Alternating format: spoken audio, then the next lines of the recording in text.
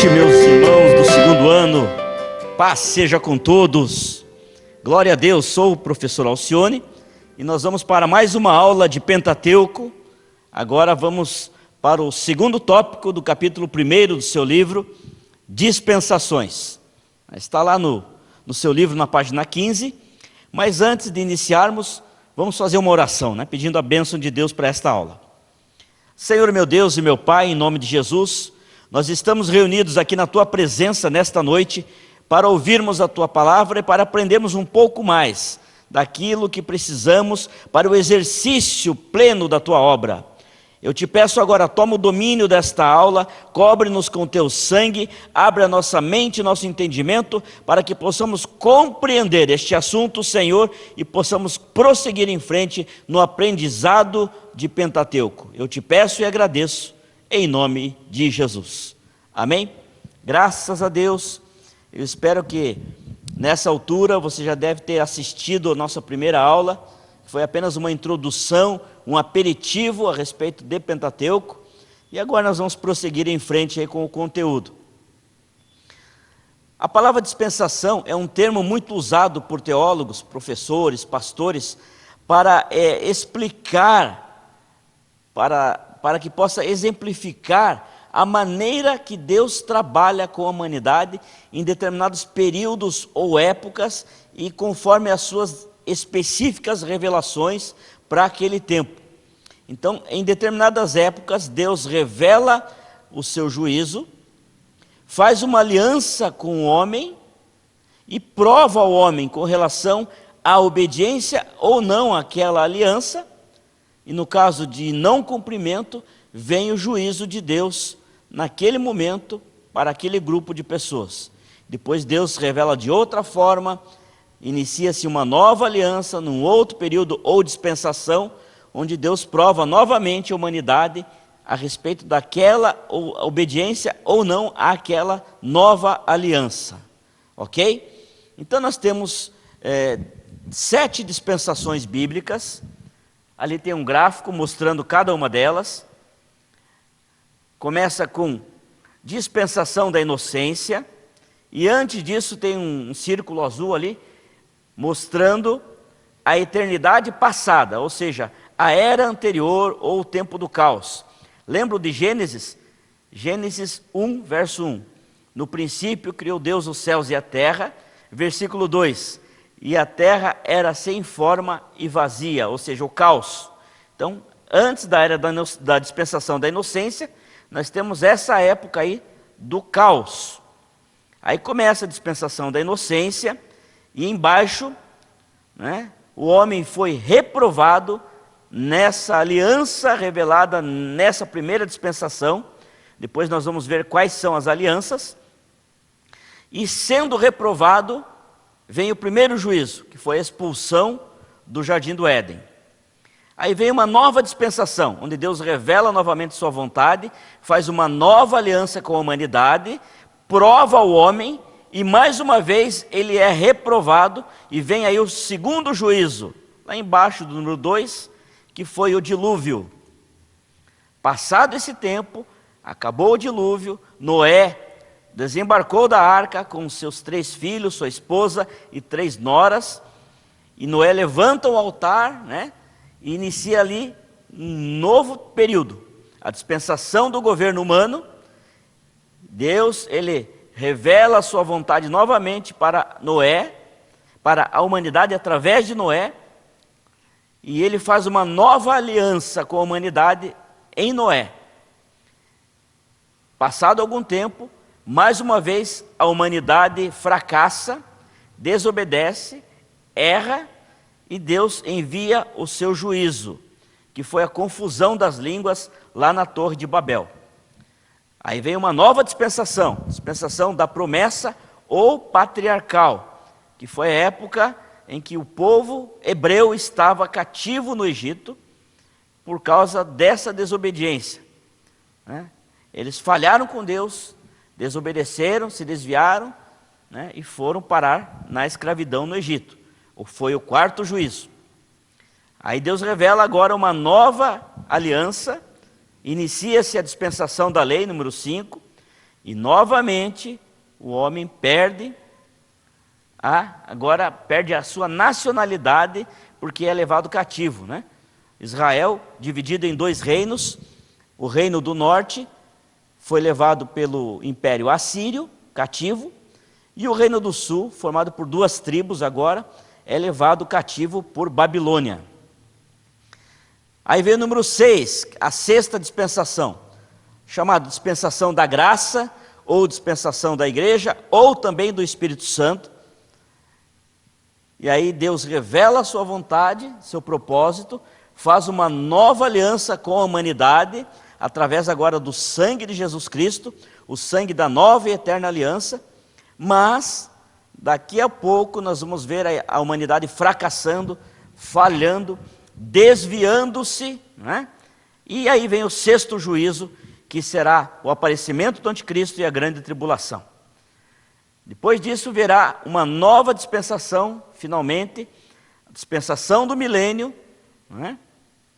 E por final o 7º juízo, que é o juízo do grande trono branco, onde todos nós seremos julgados diante do Senhor Deus, né? Aqueles que forem salvos serão agraciados com o presente, o dom da vida eterna, e aqueles que fracassaram serão condenados. E aí inicia-se a era futura, ou a eternidade longínqua no futuro. Ok? Brevemente é isso. Vamos para frente, né?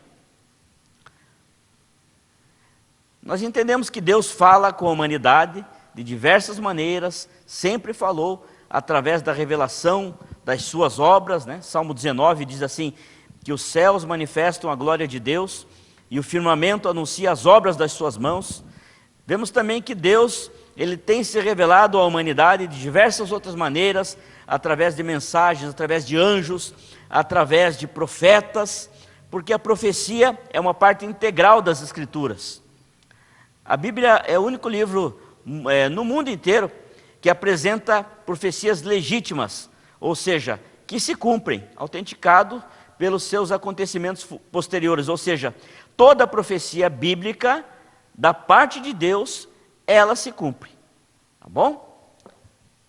Aqui temos uma imagem, né, das Santas Escrituras, do livro do Apocalipse, que é também chamado o livro da revelação de Jesus Cristo a João, né? Um outro termo usado quando se está estudando dispensações são épocas ou eras, né? Então as épocas ou eras e as dispensações bíblicas, elas constituem a espinha dorsal das Escrituras. Para que nós possamos fazer um estudo completo, autêntico das Escrituras, precisamos ter conhecimento das dispensações bíblicas e as épocas ou eras aonde isso aconteceu, e relacionar as dispensações a essa época específica, para que possamos compreender os acontecimentos bíblicos, né? Possamos interpretar de maneira correta pelo Espírito Santo todos os fatos da palavra de Deus, principalmente as profecias. E essa interpretação das profecias, ela depende do conhecimento dessas épocas históricas e dos respectivos pactos vigentes entre Deus e os homens, ou seja, as alianças vigentes naquela época. Para que possamos entender os acontecimentos e entender as profecias, precisamos conhecer as épocas a que se refere e as alianças vigentes naquela época, naquele período. Ok? Então essa é uma formulação sistemática que devemos fazer, estudar as dispensações de uma maneira bem detalhada, bem demorada, né, bem detalhista, para evitar erros na interpretação de mensagens de Deus aos homens. Sabe, olha, essa revelação que Deus deu foi para esse grupo de pessoas nessa época ou era, né? E a aliança vigente na época era essa ou aquela, então a mensagem serve para esse momento, ou esse povo, ou esse acontecimento, ok? Agostinho de Hipona, um dos pais da igreja cristã, no início do século presente, né? Ele disse assim: distingam-se os períodos e as escrituras se harmonizarão. Ou seja, temos que entender em que período nós estamos, em que época que era, que aliança vigente, qual é essa dispensação, para entendermos aquela mensagem, né, e saber interpretá-la corretamente. Ok? Aqui temos uma imagem, então, do Agostinho de Hipona, um dos pais da igreja, né? Você vai estudar isso depois em História da Igreja, e pelos católicos é conhecido como Santo Agostinho. Tá bom? Ele foi um dos pais da igreja que sistematizou a teologia. Da maneira como nós estudamos hoje, ele e outros, né, Tomás de Aquino e outros, foram os sistematizadores da teologia. Bom, vamos lá. Dispensações bíblicas, conceituação. Pode passar, por gentileza, pastor Célio. Essa palavra dispensação, ela encontra-se dessa maneira escrita 4 vezes no Novo Testamento. 4 vezes apenas. Vamos encontrá-las lá, né? Primeira vez que aparece. 1 Coríntios 9, 17. Pode passar. E por isso, se o faço de boa mente, terei prêmio. Mas, se de má vontade, apenas uma dispensação me é confiada. Palavras do apóstolo Paulo, 1 Coríntios 9, 17. Outra passagem. Vamos em frente. Ainda o apóstolo Paulo escrevendo agora aos Efésios. Isto é, de fazer convergir em Cristo todas as coisas, celestiais ou terrenas, na dispensação da plenitude dos tempos. Olha lá a palavra dispensação, né? Próximo texto bíblico em que aparece a palavra dispensação. Ainda o apóstolo Paulo, se é que tendes ouvido a dispensação da graça de Deus, está vendo? Que para convosco me foi dada. Olha aí falando de dispensação, né? E outro versículo também do apóstolo Paulo, escrevendo à igreja que estava na cidade de Colossos, Colossenses 1, 25, da qual eu estou feito ministro, segundo a dispensação de Deus, né? O método, né? Que me foi concedida para convosco, para cumprir a palavra de Deus. Então são esses 4 lugares, esses 4 textos que contêm a palavra dispensação. Agora vamos conceituá-la, né? Próximo slide. No grego, a palavra dispensação, ela é escrita oikonomia. Depois foi traduzida para dispensação no português. Oikonomia, também para nós, deu origem à palavra economia. O que é economia? Economia é a boa ordem na administração, na despesa de uma casa. Originalmente significava mordomia ou gerência de uma casa. Casa em grego é oikos. Nós sempre estamos citando palavras em grego, em hebraico, porque são os idiomas originais em que a Bíblia foi escrita. O Novo Testamento escrito em hebraico e o Antigo Testamento escrito em hebraico e o Novo Testamento escrito em grego koiné. Então vamos estar sempre citando. No hebraico é assim, no grego é assado, né? Então veja lá, a palavra oikonomia deu origem à palavra dispensação. Ou seja, uma ordem correta na administração de uma casa, ou seja, o Senhor Deus é o grande administrador do universo, né? Então ele usa da economia, de uma administração perfeita, correta do universo. No sentido bíblico, dispensação ou oikonomia representa a administração que Deus faz em sua grande casa universal, na qual estão afetos a Ele, tanto homens quanto seres angelicais. Então, todo o universo é perfeito e corretamente administrado pelo Senhor Deus, ou seja, Ele tem na sua mão a dispensação do universo. Ok? Compreendido? Se você tiver alguma dúvida depois, você pode escrever, né? Você tem ali o meu telefone e pode mandar um WhatsApp fazendo alguma pergunta se precisar. Ou seja, Escreveu assim Dr. Scofield. Próximo slide. Foi um grande teólogo, não é? Uma dispensação é um período de tempo, ou uma época, uma era, durante o qual o homem é provado por Deus com relação à sua obediência a alguma revelação específica da vontade de Deus. Então, naquela dispensação, Deus revelou a sua vontade para a humanidade e provou o homem se ele obedeceria ou não. Caso obedecesse, receberia o benefício disso. Caso não obedecesse, como nunca obedeceu, receberia o juízo. Então, cada juízo foi para determinada dispensação, quando uma certa aliança estava em vigência. Tá bom? Vamos lá, próximo slide. O estudo das dispensações revela os vários métodos usados por Deus em suas revelações, com as diferentes classes de povo, através de vários períodos determinados por Ele, a fim de lograr o seu propósito. Sendo assim, é importante distinguir ou separar esses períodos para, abre aspas, manejar bem a palavra da verdade. 2 Timóteo 2,15. Pode mudar, pastor Célio, por gentileza. Eu gostaria que você memorizasse esse versículo e guardasse ele não apenas para o seu período de ITQ, mas durante toda a tua carreira ministerial. Esse versículo, ele guia o nosso ministério. Procura apresentar-te a Deus aprovado, como obreiro que não tem de que se envergonhar, que maneja bem a palavra da verdade. Esse versículo é muito importante, muito sério, e devemos viver de acordo com ele, para termos uma realização plena e perfeita do nosso ministério.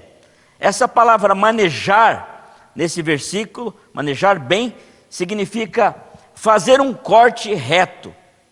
Exemplo, um pedreiro, um carpinteiro, um agricultor, tem que fazer o seu trabalho corretamente. O pedreiro, tem que pôr a sua construção no nível, no prumo exato, assim como o carpinteiro tem que estar tudo no nível, o agricultor tem que ter todas aquelas linhas de plantação corretas, retas. E esse versículo o apóstolo Paulo utilizou-se porque ele era um construtor de tendas e manejava lá uma ferramenta de corte, tipo uma tesoura grande para cortar as lonas, para fazer tendas. Então ele tinha que fazer um corte extremamente reto, nas peças dos moldes daquelas tendas, para que pudesse depois costurá-las e sair um trabalho perfeito. Então, quando ele estava trabalhando, construindo as tendas, ele recebeu a revelação de aplicar esse processo também na interpretação da Bíblia, fazer uma análise correta, justa, perfeita, para poder interpretar. Semelhantemente, o obreiro do Senhor que interpreta a Bíblia deverá fazê-lo corretamente, em linha reta, lembrando que a interpretação da Bíblia não é de particular interpretação, é pelo Espírito Santo. Ok? Todo aquele que interpreta a palavra de Deus terá que entender os períodos bíblicos ou as dispensações através de um estudo correto, diligente das Escrituras e a observação minuciosa das revelações divinas dadas ao homem. Vamos lá, as palavras épocas ou eras e também séculos bíblicos. Já entendemos um pouquinho o que é dispensação, daqui a pouco vamos ver o que são as alianças bíblicas. Agora vamos falar um pouco sobre épocas ou eras bíblicas e também séculos bíblicos. Aqui nós temos eventos que aconteceram em várias épocas da história da humanidade. Cada evento desse se refere a um povo específico, em um tempo específico, numa época específica.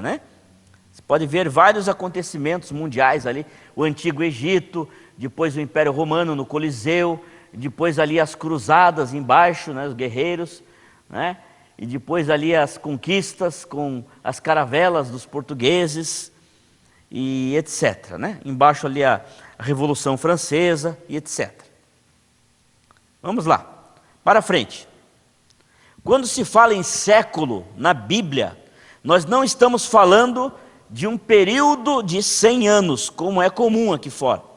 Aqui quando a gente fala assim, um século, são 100 anos.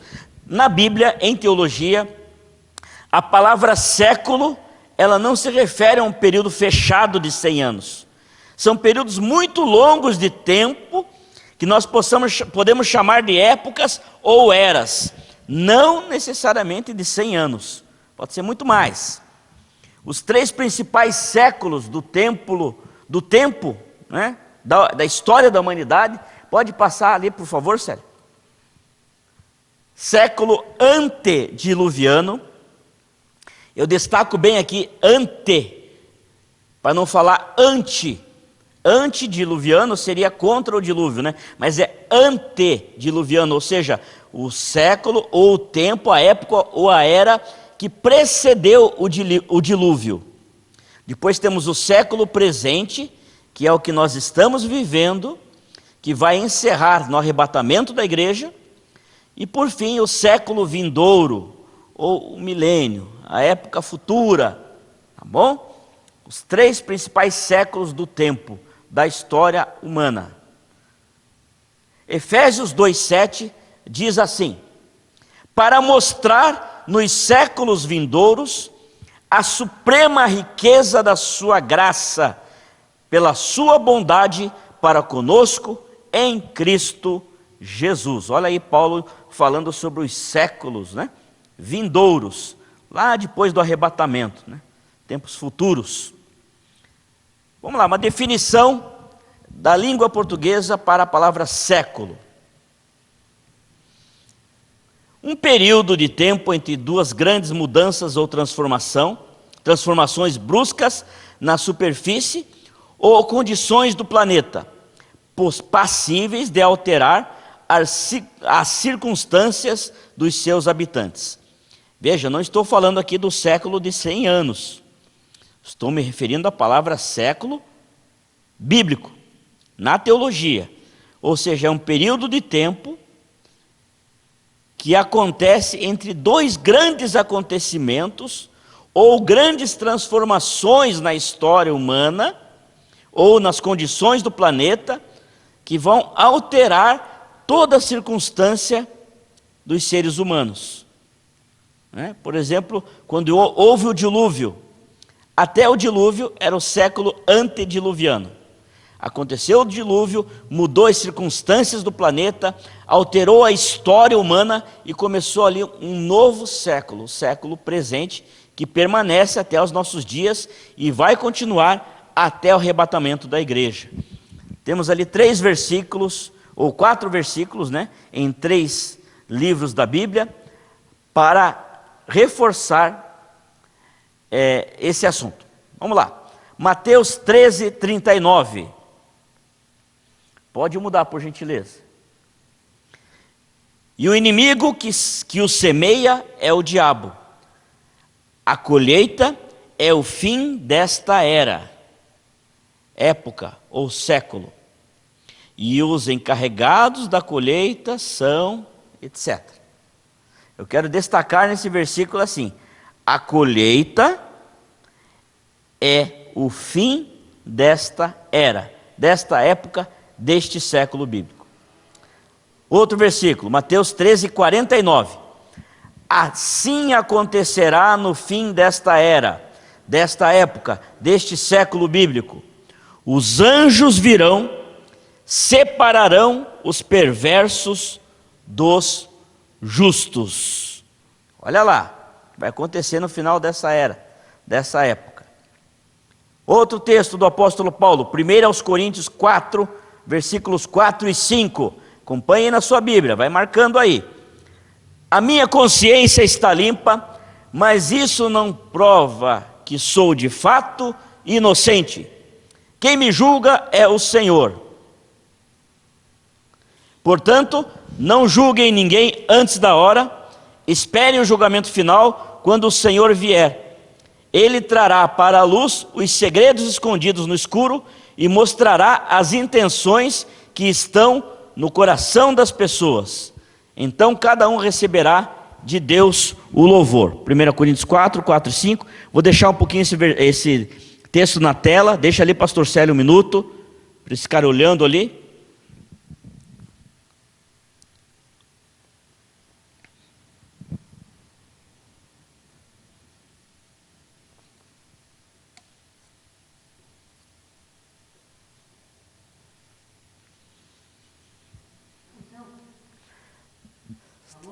Está acabando a energia aqui do...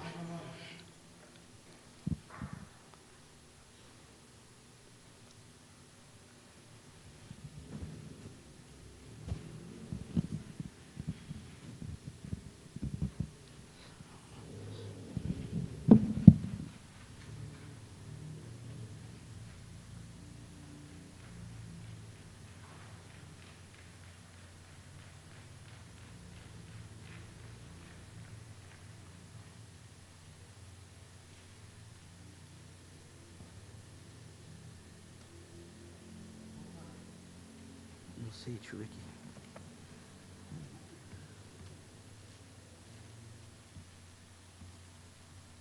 Já, beleza. Se deu pausa lá? Ah, tá bom.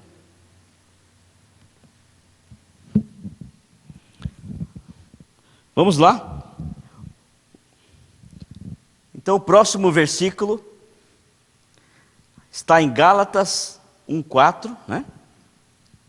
Também é um outro versículo do apóstolo Paulo para a igreja que está na Galácia. E ele também fala um pouco sobre século. Está falando como é esse século que nós vivemos.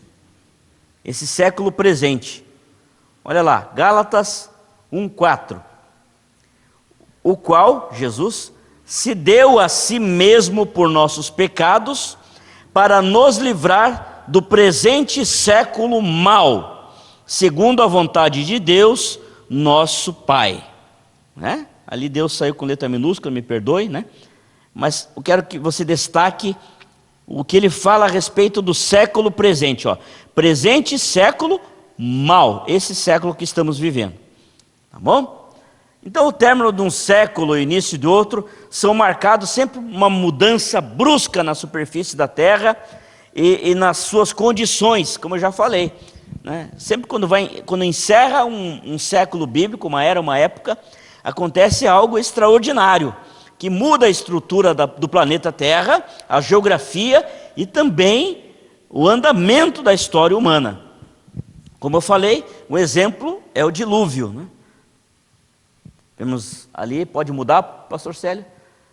O dilúvio veio e destruiu toda a geografia da terra daquela época, matou quase toda a alma vivente, né? Eu digo quase, porque Noé, aqueles que estavam com ele na arca, bem como os animais, sobreviveram, né? Noé, ele sobreviveu porque estava na arca com a sua família, né? Então o resto da humanidade quase toda desapareceu. Tá bom? Então houve um grande cataclisma, uma mudança mundial aí na geografia, e ali encerrou-se uma dispensação. Tá bom? Vamos lá. Outra situação será o desfecho do século presente em que nós vivemos, né? Ou seja, a qualquer momento Jesus vai voltar, acontecerá o arrebatamento, né? E com isso haverão grandes transformações no planeta Terra, na geografia, na história humana, nos governos, e aí vai encerrar esse século presente e começa o século vindouro. Nesse momento, os juízos de Deus serão derramados sobre as nações, porque o homem fracassou na obediência à nova aliança. Vamos lá, para memorizar então, voltando. Século antediluviano, ele vai desde a criação, Gênesis capítulo 1, até o dilúvio. O século presente começou no final do dilúvio e vai até o milênio.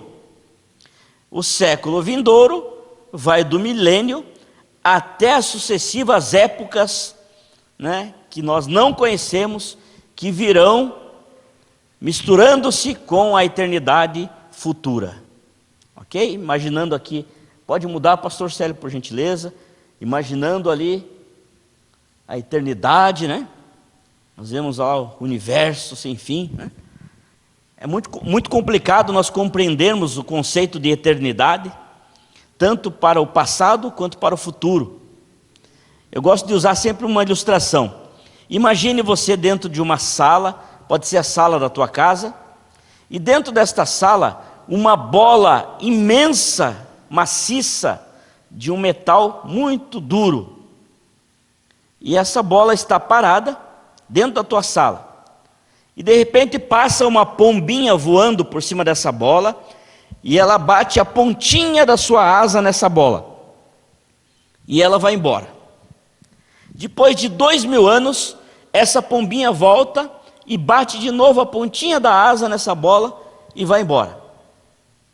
O dia em que essa bola maciça de metal se desfizer em poeira, será apenas o início da eternidade. Então é muito complicado para a nossa mente finita compreender isso, né? Vamos lá. Voltando às dispensações. Falei lá no início, vimos o gráfico, né? São 7 as dispensações bíblicas. A primeira dispensação é inocência. Se puder ir anotando no teu livro, complementando aí com as informações. Dispensação da inocência vai da criação até a queda do homem, capítulo 3 de Gênesis. A dispensação seguinte é a da consciência, que vai desde a queda do homem até Noé. Acabou o dilúvio, quando Noé pisou em terra seca, começa a dispensação do governo humano, que vai até Abraão, capítulo 12, que era Abrão ainda, né? Depois, quando Deus chama Abrão e começa o ministério de Abraão, a sua vida, começa a dispensação patriarcal, ou da promessa, que vai desde Abrão até Moisés. Depois, em Moisés, na libertação do cativeiro do Egito, começa a dispensação da lei, quando Moisés recebe a revelação da lei de Deus, e essa dispensação da lei, ela dura muito tempo até Cristo nascer, no início do Novo Testamento. Quando Cristo nasce, inicia-se a dispensação da graça, também da igreja ou do Espírito Santo.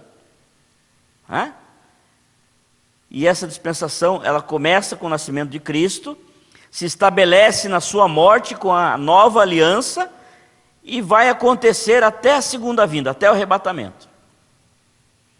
Depois do arrebatamento, lá no futuro, vem a dispensação do milênio ou reino milenar de Cristo na terra. Ok? Então são 7 as dispensações. Isso pode ser que caia em prova. Inocência, consciência, governo humano, patriarcal ou promessa, lei, graça e milênio. Ok? Tem lá no seu livro também, você pode acompanhar depois. Dentro dessas dispensações, o Senhor Deus revelou a sua vontade para o homem e fez um pacto com a humanidade, dizendo assim: eu farei agora uma aliança com você ou com a humanidade através de você, né? Se você obedecer, eu prometo que vou fazer isso, mas se você não obedecer, o meu juízo será esse. Então isso é uma aliança, um pacto, um acordo, né? E Deus, ele fez nessas 7 dispensações, nesses períodos aí que nós vimos, 8 alianças com os homens. Então nós vimos que são 7 dispensações e 8 alianças. Vamos lá. Aliança edênica. Edênica vem de Éden. Vou pegar a Bíblia aqui agora. Você vai acompanhando comigo. A aliança edênica, ela condicionou a vida do homem no estado da inocência, ou seja, o homem ainda não conhecia o bem e o mal e o pecado, estava lá no Éden. Então Deus fez uma aliança com a humanidade em Adão, e essa foi chamada a aliança edênica. Diz assim: 1:28. Então Deus os abençoou e lhes disse: frutificai e multiplicai-vos, enchei a terra e sujeitai-a, dominai sobre os peixes do mar, sobre as aves do céu e sobre todos os animais que se arrastam sobre a terra. Disse-lhe mais: eis que vos tenho dado todas as ervas que produzem semente, as quais se acham sobre a face de toda a terra, bem como todas as árvores em que há fruto que dê semente, ser-vos-ão por mantimento. E a todos os animais da terra, a todas as aves do céu e todo ser vivente que se arrasta sobre a terra, tenho dado todas as ervas verdes como mantimento, e assim foi. Então Deus, ele deu uma bênção maravilhosa para o homem viver no jardim do Éden, né? Condicionando toda a criação ao senhorio do homem, para que o homem pudesse dominar sobre tudo. Mas o homem fracassou, o homem quebrou esta aliança, né? E veio o juízo de Deus, que foi a expulsão do paraíso. Então lá no Éden houve duas alianças de Deus com os homens. A primeira foi no estado da inocência, a dispensação da inocência, e depois que o homem pecou, veio uma nova aliança agora com Adão. E essa aliança é chamada aliança adâmica.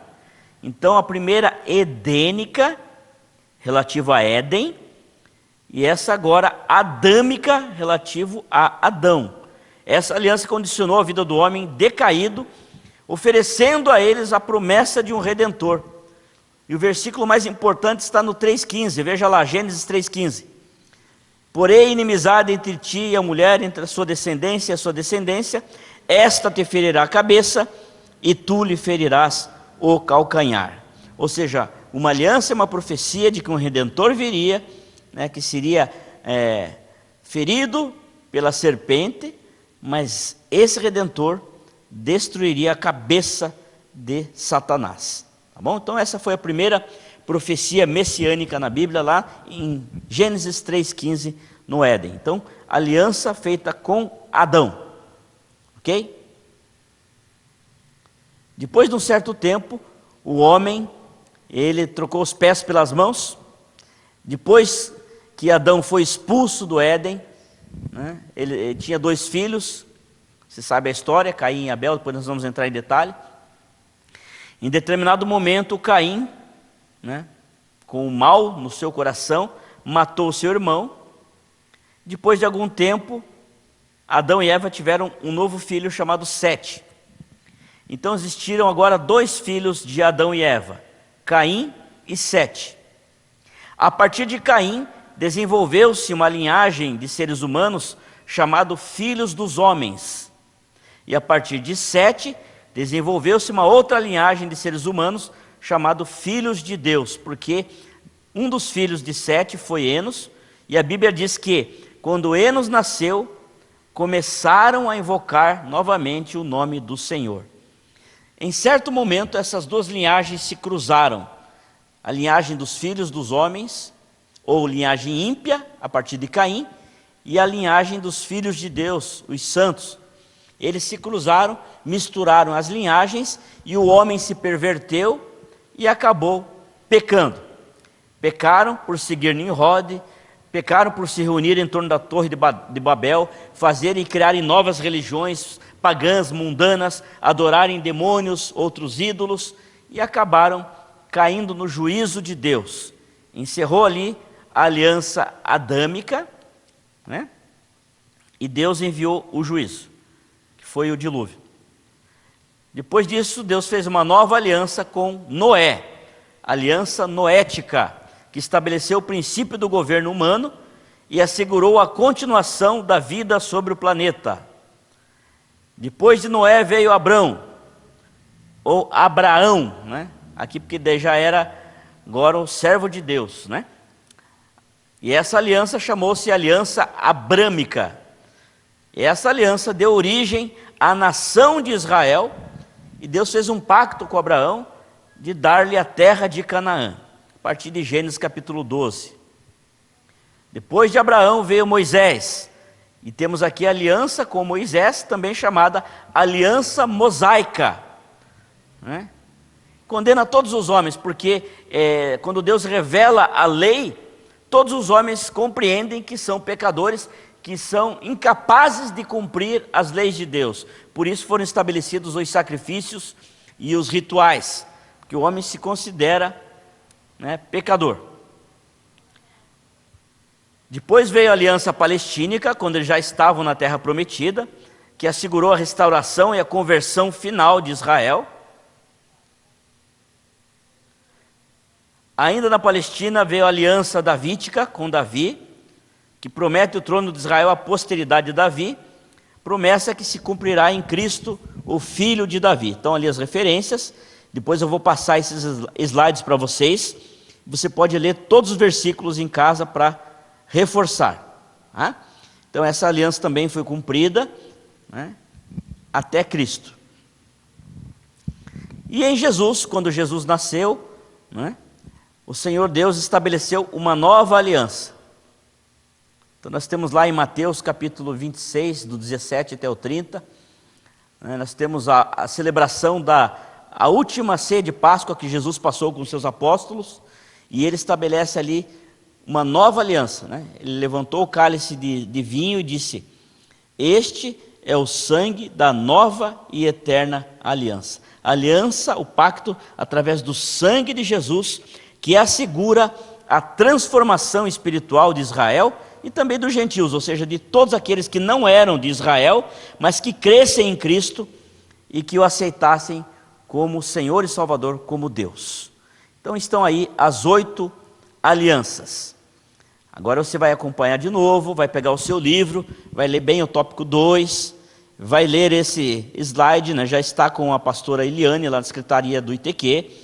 Você pode pedir para ela, vai disponibilizar para vocês, e você vai fazer uma revisão e vai anotar os pontos que você tiver dúvida e depois vai perguntar se for o caso.